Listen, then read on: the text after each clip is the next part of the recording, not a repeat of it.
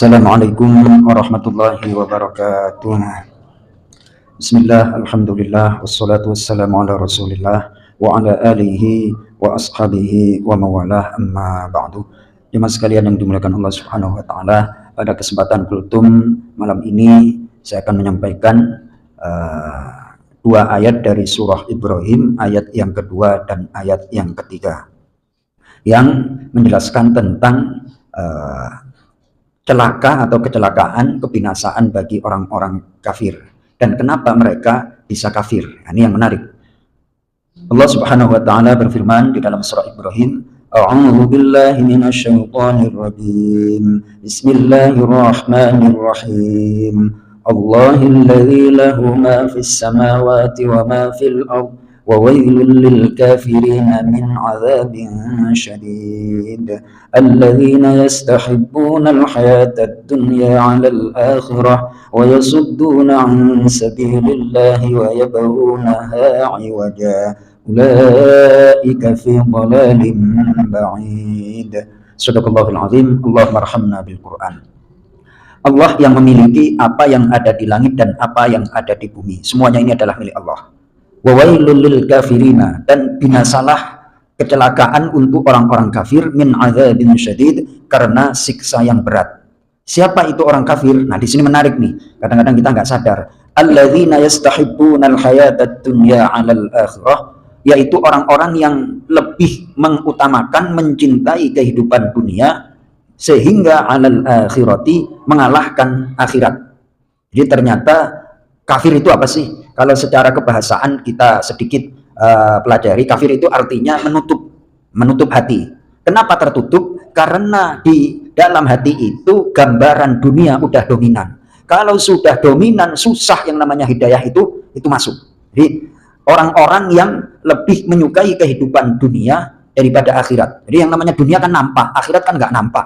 Pahala, surga dan segala macam kan nggak nampak. Nah, karena sudah kadung masuk gambaran gemerlap dunia dalam hatinya, susah yang namanya petunjuk, susah.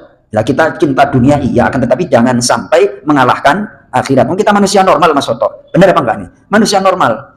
Siapa yang enggak suka harta? Zuyyina lin-nasi hubbus syahwat minan nisa'i wal banin. Dijadikan indah sebagai perhiasan untuk manusia, mencintai berupa perempuan, anak-anak, dan seterusnya dan seterusnya. Siapa yang enggak cinta dunia? Semuanya cinta dunia. Namun harus dicatat bahwa dunia itu wa mal hayatud dunya illa mata'ul ghurur. Tidaklah kehidupan dunia itu adalah kesenangan yang menipu. Kelihatannya kalau punya duit miliaran bahkan ratusan miliar akan aman. Ketangkep KPK, Mas Toto. Apa tadi saya dapat berita itu? Ketangkep apa?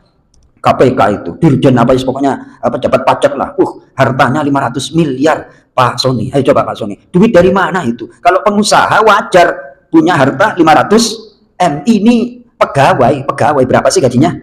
Pegawai itu kok sampai bisa punya harta sampai 500 miliar, akhirnya ketangkep KPK.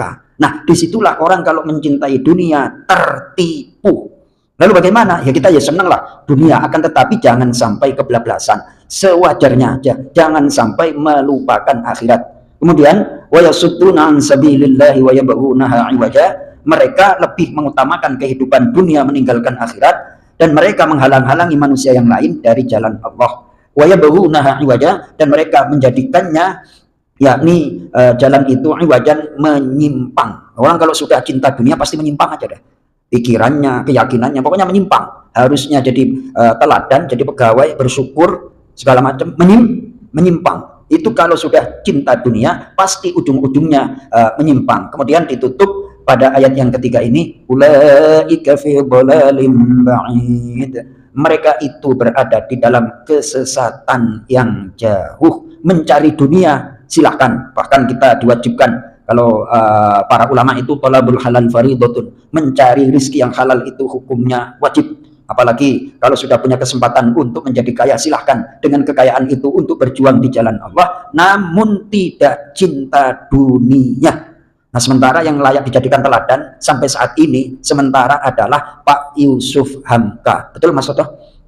Itu orang kaya, bos jalan tol, sangat peduli terhadap orang-orang fuqara dan masakin, dan sering nyantuni orang-orang yang kemarin itu yang kena ojol katanya disantuni sama Pak Yusuf Hamka. Bahkan keluarganya apa anaknya itu disantuni oleh Pak Yusuf Hamka. Sementara yang ketangkep KPK itu kemana aja itu? Coba kalau mereka perhatian sama fuqara masakin. Nah, orang kaya yang layak untuk dijadikan teladan diantaranya sementara di Indonesia adalah Pak Yusuf Hamka. Kaya, mulia, dermawan, insya Allah mulia dunia dan mulia di akhirat. Mudah-mudahan kita dibentangkan dunia dan rezekinya oleh Allah Subhanahu wa taala untuk berjuang dan beribadah, meluhurkan, meninggikan agama Allah sehingga kita mendapatkan bahagia dunia dan bahagia akhirat. Terima kasih. Assalamualaikum warahmatullahi wabarakatuh.